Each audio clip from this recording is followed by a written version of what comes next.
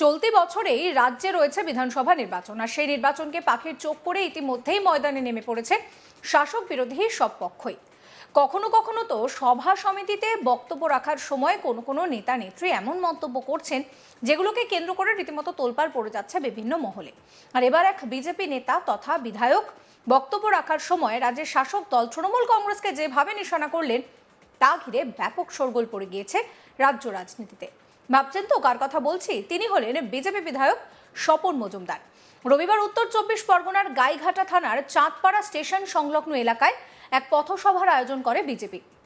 সেখানে উপস্থিত হয়ে তৃণমূল এবং পুলিশের একাংশকে নিশানা করেছেন বিজেপি বিধায়ক।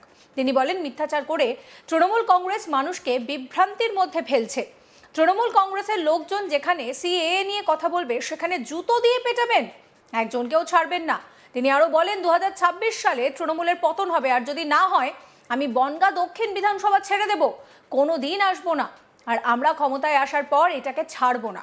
শুধু মালদা মুর্শিদাবাদ নয়, এই বনগাঁ দক্ষিণে গাইঘাটাতেও টেবিলের তলায় পালাতে হবে আগামী দিনে। পাশাপাশি দলীয় কর্মীদের উদ্দেশ্যে তিনি বলেন, আজ থেকে কেউ মার খাবেন না, মার দেবেন, অন্যায় করবেন না, অন্যায়কে প্রশ্রয়ও দেবেন না। কি বলছেন স্বপন মজুমদার, শোনাবো। দায়িত্ব নিয়ে স্বপন মজুমদার বলে যাচ্ছি, 2026 তৃণমূলের পতন হবে হবে হবে। যদি না হয় আমি বনগাঁ দক্ষিণ বিধানসভায় ছেড়ে দেব, কোনোদিন আসবো না। আর আমরা ক্ষমতায় আসার পরে যাদের ধমকি দিচ্ছে একটাকেও ছাড়বো না। এক দায়িত্ব নিয়ে বলে যাচ্ছি, কার বাপের কত বড় সাহস। সাধারণ কার্যকর্তাদের আমি এখানে আসার পরে আমাদের একজন ভাই টোটো চালক রাজু, তাকে নাকি কেউ বলছে 2026-এ ক্ষমতায় না আসলে তোকে টোটো চালাতে দেব না। আমি ওই দিকে যেতে চাইছি না। আমি যদি এখন যেতে চাই তাহলে এখনই তার ঘরের থেকে টেনে বের করে পাড়াতে পারি। আমি ওইদিকে যাব না। তার কত বড় দম আছে আর সাহস আছে। যদি কোনোদিন বিজেপি হেরেও যায়, আমি রাজুকে বলে যাচ্ছি, তোমার গায়ে যদি কোনোদিন হাত পড়ে, আমি স্বপন মজুমদার যদি তার বদলা না নিতে পারি, জীবনে কোনোদিন এই চাঁদপাড়ার বুকে মুখ দেখাবো না। সে কত বড় লাঠের বাট আমিও দেখে নেব। আমি শুনেছি এখানে একটা ফুটো মস্তান আছে, 2-4টে কাট্টা মাট্টা নিয়ে চালিয়ে নিজেকে বড় মস্তান মনে করে। আমি চাইলে কালকেই আমাদের যুব মোর্চার র্যালি আছে, 1-1.5 লোক থাকবে। ঘাটটা এইভাবে মোটকে নিয়ে ওই রেল লাইনের পাড়ে পিটিয়ে চামড়া তুলে ফেলতে পারি। করবো না। গণতান্ত্রিক পদ্ধতিতে প্রশাসনকে দিয়ে তার ইনকাউন্টার করাবো আগামী দিনে। এই মাইকের সামনে এই চাঁদপাড়া স্টেশনে বলে যাচ্ছি, এই চাঁদপাড়াবাসী দেখবে যে সন্ত্রাসের ফল কি হয়। স্বপন মজুমদার বনগাঁ দক্ষিণ বিধানসভায় কোন সন্ত্রাসীকে বাঁচতে দেবে না। হয় সোজা হও, আর না হলে তার পরিণতি ভয়াবহ হবে। তোমাদের কোনো বাবা বাঁচাবে না, পুলিশ বাবাও না।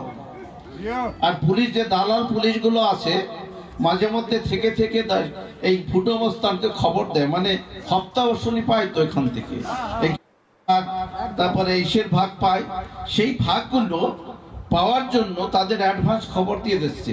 তার উদ্দেশ্যে বলছি, চামড়া তোমারও খুলবো আমি স্বপন মজুমদার, বর্দিটা টেনে খুলবো।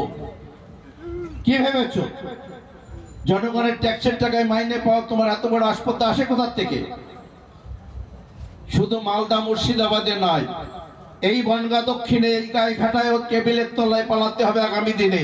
আমি স্বপন মজুমদার বলে যাচ্ছি, তোমার কোনো বাবা বাঁচাবে না, ওই মমতা বাঁচাবে না তোমাদের। আর কি হচ্ছে,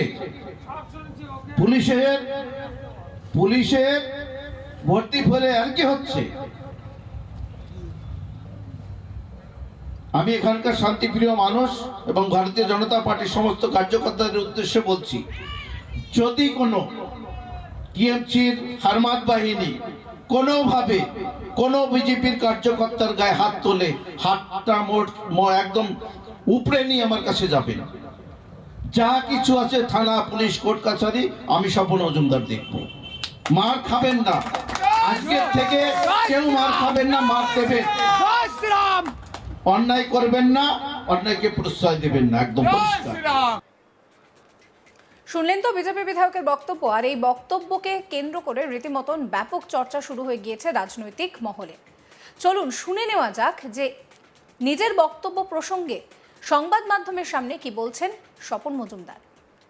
দেখুন, বাংলায় যেভাবে অপশাসন চলছে, যেভাবে মিথ্যা মামলা, যেভাবে দিকে দিকে তৃণমূলের সন্ত্রাসীরা সাধারণ কার্যকর্তা বা সাধারণ মানুষকে হেনস্থা করছে, কিছু বললে মারধর করছে, এবার পিঠের দেওয়াল ঠেকে গেছে বাংলার মানুষের। তাই পরিষ্কার একটা কথা, আমাদের মানে ঋষি মনীষীদেরও কথা, পিঠের দেওয়াল ঠেকলে আর পিছনে তো যাবে না, সামনে এগো। তো সামনে এগোতে গেলে কি করতে হবে? যদি কেউ আপনাকে একটা দেয়, আপনি দুটো দেবেন, এটা পরিষ্কার। আর আমাদেরও সেই একই কথা। ভারতীয় জনতা পার্টি বিগত 5 বছরে 200-র উপরে কার্যকর্তার মানে মৃত দেহ তুলেছে। এটা সহ্য করা যাবে না বাংলায়। বাংলায় এবার শান্তি ফিরিয়ে আনতে হবে। তার জন্য তৃণমূলের যে কাফেরগুলো আছে, যে দালালগুলো আছে, যে রংবাজগুলো আছে, তাদের শেষ পরিণতি দেখতে হবে আমার। এদিকে এই বিষয়ে তৃণমূল নেতা তথা বনগাঁ জেলার তৃণমূল কংগ্রেসের সহ সভাপতি প্রসেনজিৎ ঘোষ বলেন, স্বপন মজুমদার একজন অসামাজিক লোক।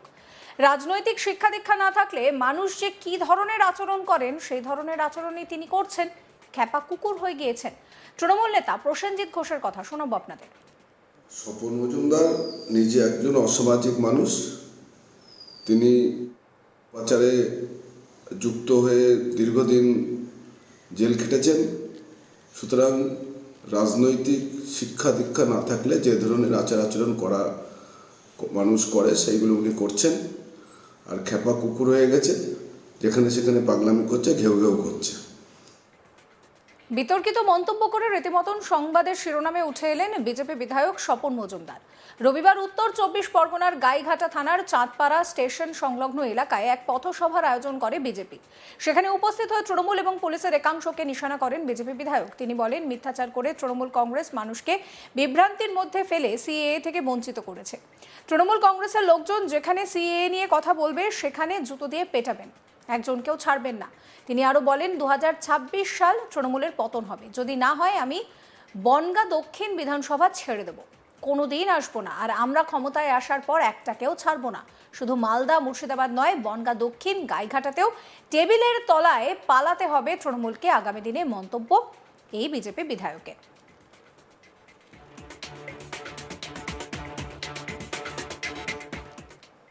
এই ভিডিও সম্পর্কে আপনাদের মতামত জানাবেন। সমস্ত খবরের আপডেটের জন্য চ্যানেলটিকে সাবস্ক্রাইব করতে ভুলবেন না।